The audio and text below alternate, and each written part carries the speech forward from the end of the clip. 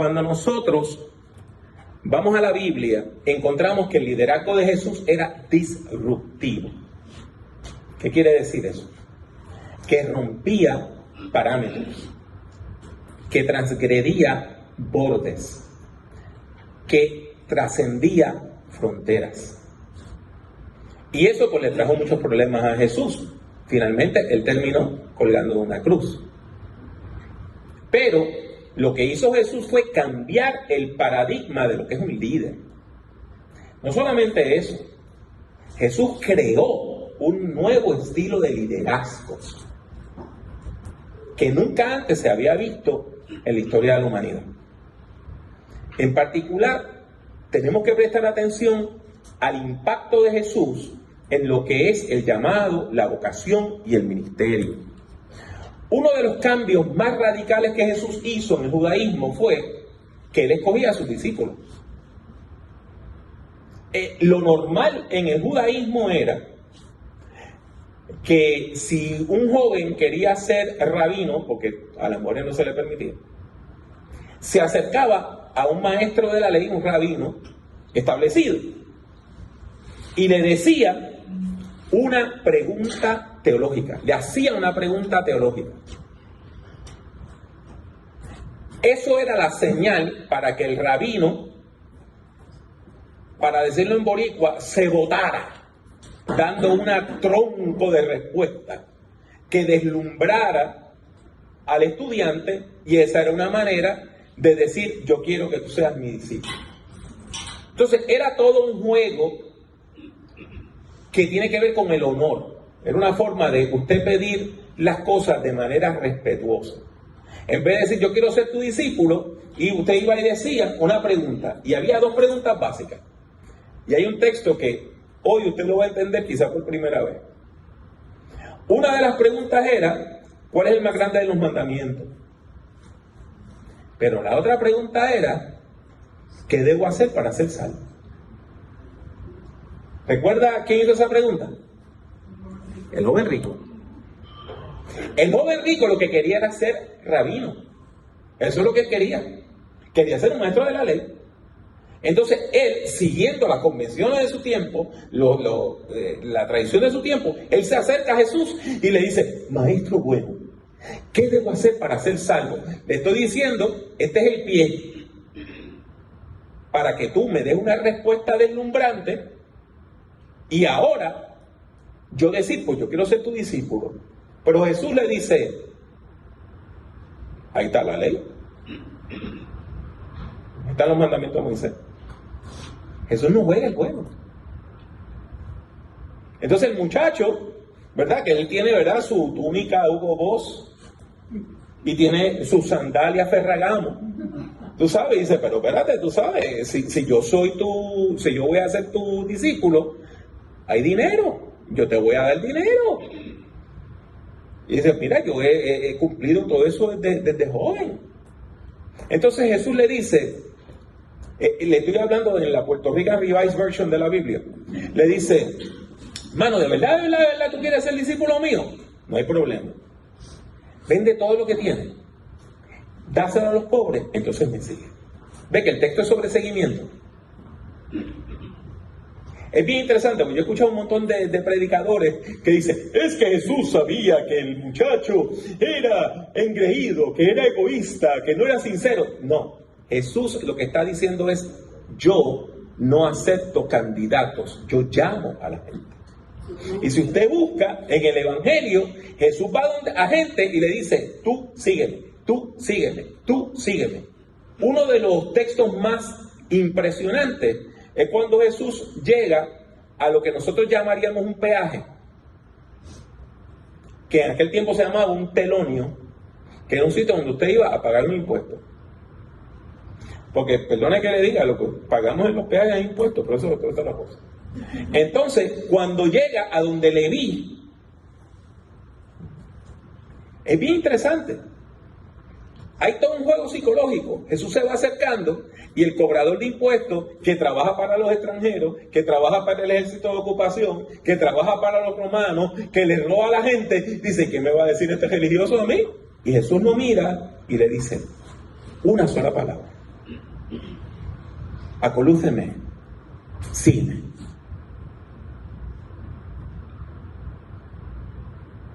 Y en ese momento el muchacho tuvo que tomar una decisión. Se jugó la vida. Se jugó la vida, porque los militares romanos lo pudieron haber matado por abandonar el telonio. Y el muchacho dejó todo en la mesa y se fue. Jesús llamaba a la gente. El llamado no es que nosotros le decimos a Dios cuándo nos va a llamar. Jesús establece una forma distinta de relacionarnos con Dios. Es escuchar la voz de Dios, es escuchar el llamado de Dios. Y no solamente eso, Jesús crea algo que se llama el liderazgo de servicio. Nunca se había visto. En el mundo antiguo, la gente entendía, los reyes eran hijos de los dioses. Era gente especial. Hasta hace poco todavía se hablaba de gente de sangre azul, que no era sangre roja. Jesús entonces dice, yo no vengo a ejercer ese tipo de liderazgo, sino que mire lo que Jesús dice. Como ustedes saben, los que se consideran gobernantes de las naciones oprimen al pueblo y los altos oficiales abusan de su autoridad. Pero entre ustedes no debe ser así. Al contrario, el que quiera hacerse grande entre ustedes deberá ser su servidor. Y el que quiera ser el primero deberá ser esclavo de todos. Porque ni aun el Hijo del Hombre vino para que le sirvan, sino para servir y dar su vida en rescate por muchos. Ustedes y yo leemos la Biblia y a veces no nos damos cuenta que todo el Nuevo Testamento, todos los evangelios de Jesús ocurren en un país ocupado militarmente. Imagínese usted a Jesús caminando por Ucrania en este momento, o por la Franja de Gaza, en medio de una guerra, un ejército de ocupación. Y en medio de eso Jesús dice, yo vine a servir, no a ser servido. Esos vienen a robarles, a matarles y a destruirles. Yo he venido a darles vida, Juan 10:10. Jesús trae un paradigma completamente distinto de liderazgo. Es un liderazgo que en vez de enriquecerse a costillas del pueblo, es un liderazgo que da la vida hasta el sufrimiento. Es un paradigma completamente distinto de liderazgo. Esto es una ruptura. Del mismo modo que hubo una ruptura cuando Jesús dijo, yo no acepto alumnos, sino que yo llamo a la gente. Jesús le dice, vienes ahora a servir, no a ser servido. Y tenemos la tercera ruptura, que es que el liderazgo implica sufrimiento.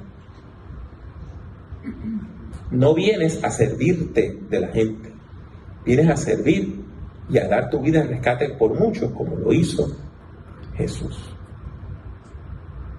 Cuando usted va a Marcos 10, usted encuentra que hay un pasaje donde dos hermanos que eran bien tremendos, Juan y Jacobo, que Jesús mismo le decía a los hijos del trueno, van y le dicen, Señor, te tenemos una petición. ¿Y cuál es la petición? Bien sencillito. Nosotros queremos ser en el reino de Dios, tú eres el uno, nosotros queremos ser el 2 y el 3. Uno a tu derecha y otro a tu izquierda. Y Jesús le hace una pregunta y les dice, ¿pueden acaso beber el trago amargo de la copa que yo bebo o pasar por la prueba del bautismo con que voy a ser bautizado? No se está refiriendo al bautismo en agua. ¿Recuerdan en Getsemaní que Jesús está hablando de su muerte y dice, Señor, si es posible, pase de mí que esta copa? Él le dice, ¿ustedes están dispuestos a tomar de esta copa? Y ellos le dicen, sí. Y sabe que tenía toda la razón. Porque cuando usted va al primer versículo del capítulo 12 del libro de los Hechos, dice que el nieto de Herodes el Grande Es que en el Nuevo Testamento hay 4 Herodes, pero eso es otra historia. El nieto de Herodes el Grande, que se llamaba Herodes Agripa I, mandó asesinar a Jacobo. El primer apóstol que fue asesinado por su fe fue Jacobo. Y Jesús le dijo, tú tienes toda la razón, tú puedes tomar de mi copa, pero no me toca a mí dar esos puestos de 2 y 3. Lo que sí le dice, cuando él le dice, yo quiero un puesto de altura, yo quiero un puesto de prestigio, Jesús le dice, ¿tú estás dispuesto a sufrir? Y el liderazgo implica sufrimiento. El liderazgo implica sufrimiento. Y hay toda una tarea evangelística a la cual Dios nos está llamando. La tarea evangelística no ha terminado. Uno de los problemas enormes que nosotros tenemos es que nuestra iglesia llega a cierto nivel y la gente dice, ya estamos suficientemente grandes, ya no tenemos que crecer nada más. ¿Y de cuándo acá caduca en la gran comisión? Porque llegamos a 200 o a 300 o a 400. No. Esto no caduca. Nosotros tenemos una tarea evangelística.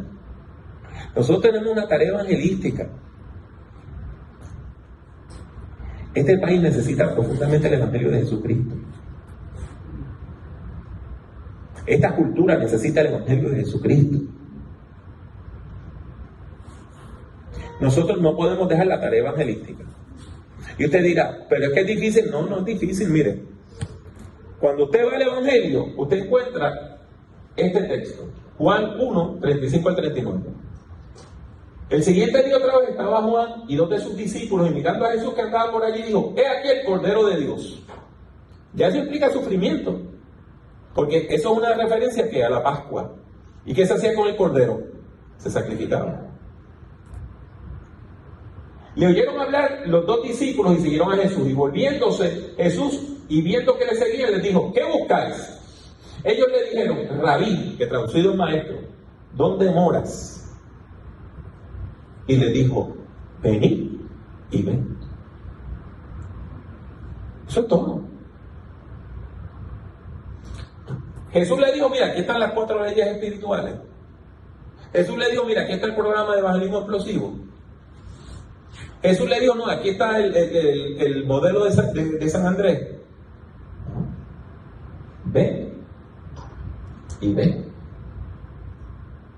Y ellos fueron y vieron dónde moraba y se quedaron con él aquel día, porque era como la hora 10. Y cuando usted sigue leyendo, hay otro discípulo, que de hecho que tiene un nombre griego, Felipe. Felipe lo que quiere decir es el caballista, el hombre que cría caballos, el entusiasta de los caballos. Y se encuentra con un muchacho llamado Natanael. Y le dice, hemos encontrado al Mesías. Y le dice, ¿de dónde es? ¿Ah? Pues de Nazaret. Dice, y entonces él era sureño, ¿verdad? De Judea, y Nazaret estaba en el norte, en el borde con los países paganos, y de ahí puede salir algo bueno. Felipe se puso a discutir con él. Felipe le dijo que se iba a ir para el infierno.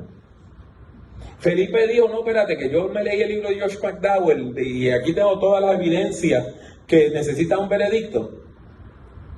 Le dijo, ven y ve. Y cuando Natanael llega donde Jesús, Jesús lo ve y dice, aquí hay un israelita en el cual no hay engaño, para decirlo en la Puerto Rican Revised Version. Aquí hay un israelita del corazón del rollo. En México hubieran dicho de hueso colorado. Y el hombre le dice, Rabí, tú eres el Mesías, y por esto tú me creíste a mí. Es que tú no sabes lo que todavía viene. Hermano, hermana, nosotros tenemos un solo maestro. ¿Usted sabe por qué Jesús no acepta discípulos? Porque los rabinos aceptaban discípulos que cuando se graduaban eran rabinos. En el discipulado cristiano usted nunca se gradúa para maestro. Usted siempre sigue siendo un discípulo. Y usted dirá, hermano Pablo, pero usted no enseña teología. Mire, Yo lo que hago es un nivel más alto de discipulado, nada más. Pero yo soy un discípulo, yo no soy un rabí. Yo tengo un maestro, que es Jesús de Nazaret. Y yo soy su discípulo. Y nunca me voy a graduar de discípulo. No quiero otro título. Por eso es que llevamos tanto el nombre de nuestra denominación. Porque eso es lo que nosotros somos. Gente, discípulos que estamos en el camino siguiendo a Jesús. Nuestro maestro es Jesús. Y Jesús mismo dijo: pero vosotros no queráis que os llamen rabí, porque uno vuestro maestro es Cristo, y todos vosotros sois hermanos. Y no llaméis padre vuestro a nadie en la tierra, porque uno es vuestro Padre que está en los cielos. Ni seáis llamados maestros, porque uno es vuestro maestro, el Cristo. ¿Qué quiere decir esto? Que esto es un proceso continuo. Eso es lo que quiere decir. Esto es una cadena de discipulado. Usted no conocía el Evangelio, ¿verdad? Alguien le enseñó el Evangelio. ¿Para qué? Para que usted se le enseñe a otra persona. Esto es una cadena de discipulado. Esto es una cadena de discipulado. Eso es la iglesia. Una cadena de líderes y de discípulos que cada generación aprende el Evangelio para enseñar el Evangelio. Para que esa nueva generación enseñe el Evangelio. Para que esa tercera nueva generación enseñe el Evangelio. Y no hay plan B. Jesús no dijo: mire, si esto falla, yo tengo aquí una legión de ángeles que van a venir a evangelizar por ustedes. No hay plan B. Es o hacemos discípulos o no hay iglesia. Y hoy hay más de 2.000 millones de personas en este mundo que confiesan que Jesucristo es el Señor. Por lo tanto, mis hermanos y mis hermanas, les he dicho hoy que el discipulado cristiano implica y requiere el desarrollo de líderes. Si nosotros no desarrollamos líderes, no tenemos iglesia. Si nosotros no desarrollamos líderes que discipulen, no hay evangelio, no hay iglesia, no hay futuro. Y no podemos olvidar esa cadena de liderazgo. No podemos olvidarla. Y no podemos claudicar en la tarea evangelística. ¿Llegamos a las metas que esperábamos? Amén. ¿Sobrepasamos las metas que esperábamos? Amén. Todavía hay gente que necesita de Cristo. Seguimos evangelizando. Y seguimos evangelizando. Y seguimos evangelizando.